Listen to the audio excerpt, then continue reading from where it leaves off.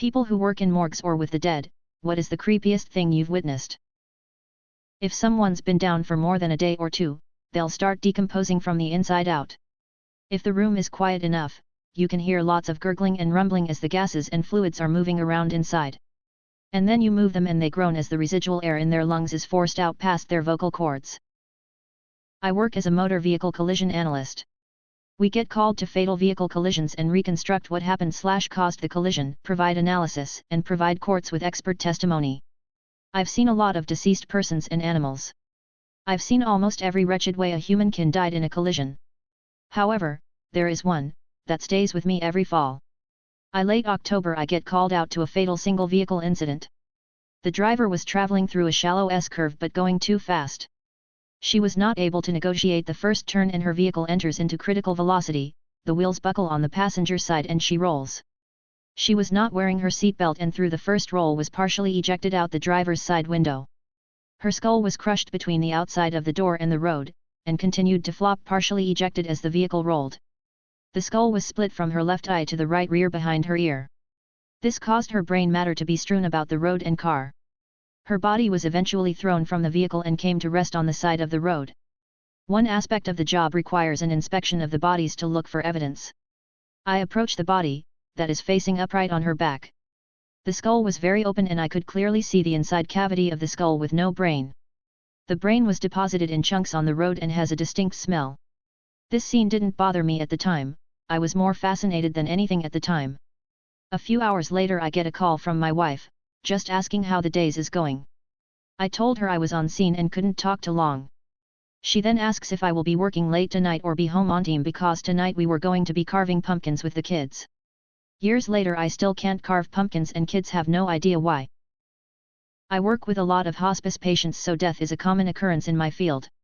One night when one of my patients had literally just passed the phone rang. It was the daughter hundreds of miles away who had never checked in on mom the whole time she was in my care.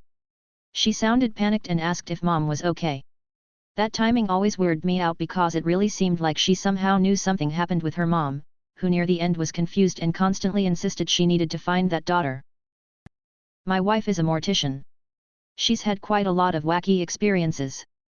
This is more funny than creepy, but once she was trying to break up the rigor mortis in a decedent's hip by flexing the entire leg up.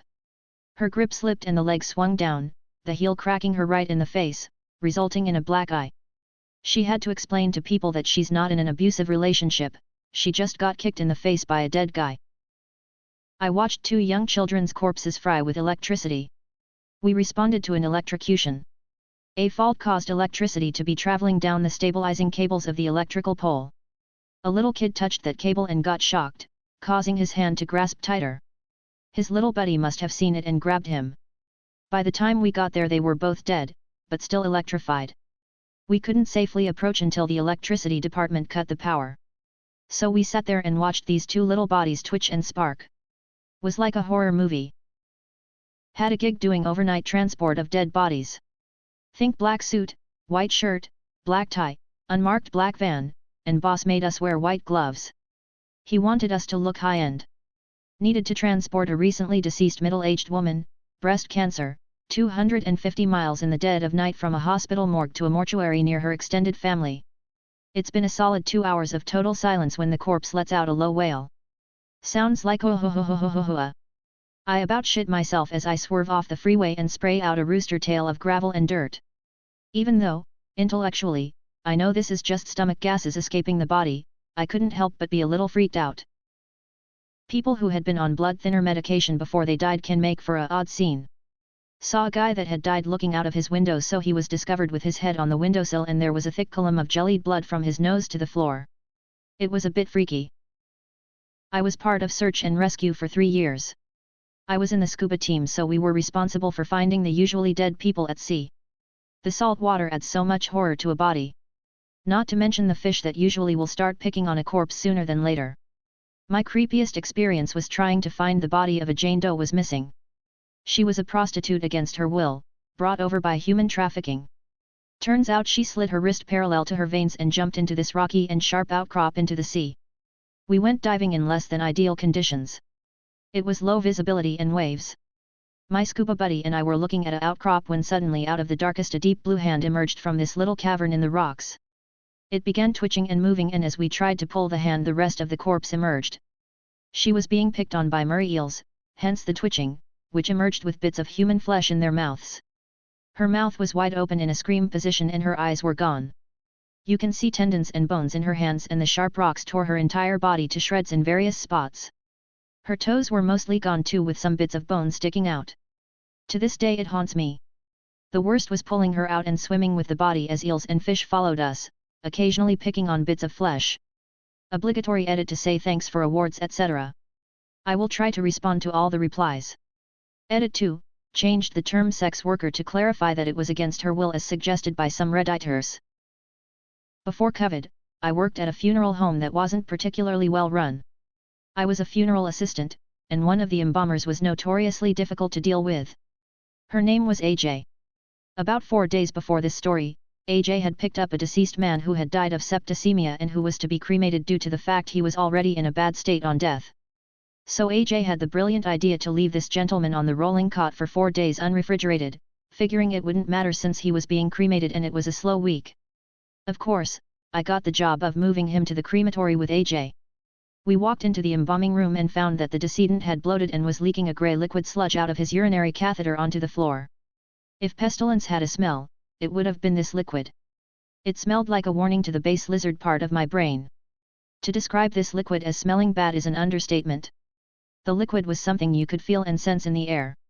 AJ and I donned our gear, and luckily since she placed him on a cot already, we didn't have to do much in the ways of moving the body. Unluckily, the cot was relatively old and one of the cot wheels had to be manually unlocked using hands, as the foot pedal was too rusted to effectively use. AJ told me to unlock it, and so I carefully bent down and unlocked the wheel. Well, AJ got the bright idea to shake the cot violently as some sort of prank, sending the grey liquid over the edge directly onto the top of my head, dripping down under my eye protection and mask. I closed my lips and eyes so the liquid running over them would stay out of my body, and calmly walked to the employee bathroom in a sort of numb state of shock.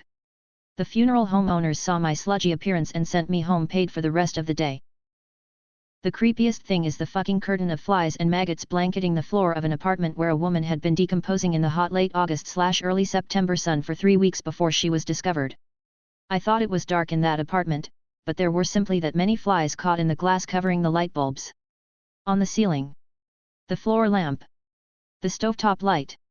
Every single light was covered in flies. The windows were dark with flies. Dead flies, and even more flies than that on the window panes. It was a horror movie. She was melted into the couch. When we tried to pick her up, her spine just fell outside of the rest of her body and she ended up in pieces. I guess it's less creepy and more skin crawling. But I hate flies and maggots. Freshly dead, I can deal with. Decomp in and of itself is fine. But the sight of those flies was just, I'm pretty sure I threw out the clothes I wore that day. I just couldn't. Worked at a mortuary for a few years. We have methods to keep the jaw shut for viewing, otherwise it would gap open due to the angle of the head and neck. During a viewing the device failed and this gentleman's mouth literally popped open. The lead embalmer was not on site, so I did my best. Ushered the family out of the room and superglued his mouth shut, but he didn't have teeth and supergluing just his lips did not work. It looked as if he was attempting to scream. I had to call in one of our other mortuaries in town, and that embalmer used a giant needle and thread to sew his mouth shut from under his chin to his palate. Here is a funny story from my grandma. She used to work in an ER in Puerto Rico. Some guy had passed away and so the doctor came up to her and asked her to prepare the body to go to the morgue. So, she got some sheets, and started to wrap this guy up. As she crossed his legs, suddenly his penis became fully erect and was straight up. She wasn't sure what to make of it. But, it forced her to have to redo the sheets. So as she uncrossed his legs, the penis went down. So she was like, "All right, let's get this over with." Then she crossed them again, and lo and behold, the penis went straight back up. Tried one more time and then she got freaked out and went back to the doctor. Obviously he found this hilarious as the guy apparently had a prosthetic in his penis. I delivered pizza to a crematorium. Dude set down his pizza on a cardboard coffin to get money and I couldn't stop looking at the box on the conveyor leading into the crematorium chamber. I pointed out, isn't that a little disrespectful? The dude came back and simply said, oh, don't worry about him, he won't mind. One of the decedent's grandsons faked a breakdown over the casket. He stole all her jewelry. Didn't take long to figure out and a large brawl broke out. Jewelry was retrieved. 2 weeks later grandson turns up needing to be processed and buried. Creepy as hell. Edit for eating shoots and leaves. E-kick. Sometimes when people have died, and we turn them over to clean and dress them, they still have air in their lungs and will make grunting noises when moved. Scared the crap out of me, the first time I experienced it. What's a movie that genuinely had you bawling with laughter? Top Secret starring Val Kilmer. Galaxy Quest. Naked Gun. Tucker and Dale vs Evil. Kung Fu Hustle. Always this scene. Another stupidly funny scene is from another Stephen Chow movie, King of Comedy 1999, Try Not to Scream Too Loud. Super Troopers and Hot Fuzz. Young Frankenstein. Planes, Trains, and Automobiles. The Birdcage. Edit, I love that Robin Williams isn't even the funniest character. The Birdcage is a showcase for the comedic geniuses of Nathan Lane and Hank Azaria. Idiocracy or Office Space. Anything Mike Judge. The Emperor's New Groove. Tropic Thunder. Life of Brian. Airplane. Spinal Tap. The Stonehenge scene was one of the hardest laughs I've had in years. What tastes better, a little burnt? Potatoes. Roasted carrots. Make them just a bit black on the edges and they're so fucking good. Ends. Broccoli, it quite, but broccoli. Bratwurst. Dogs. Slightly burnt hot dogs. Most anything you grill. I like things a bit more than a little charred. Grilled onions. Brussels sprouts. Edit, Brussels sprouts, mea culpa. Quesadillas. Pepperoni on a pizza. Grilled zucchini. Grilled asparagus. Edit, add Brussels sprouts. Second edit, add broccoli and cauliflower. Third edit, add peppers.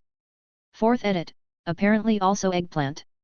Fifth edit, caramelized carrots. Sixth edit, leeks are good too, I guess. Corned beef hash. Grilled cheese 100%. Broccoli and asparagus.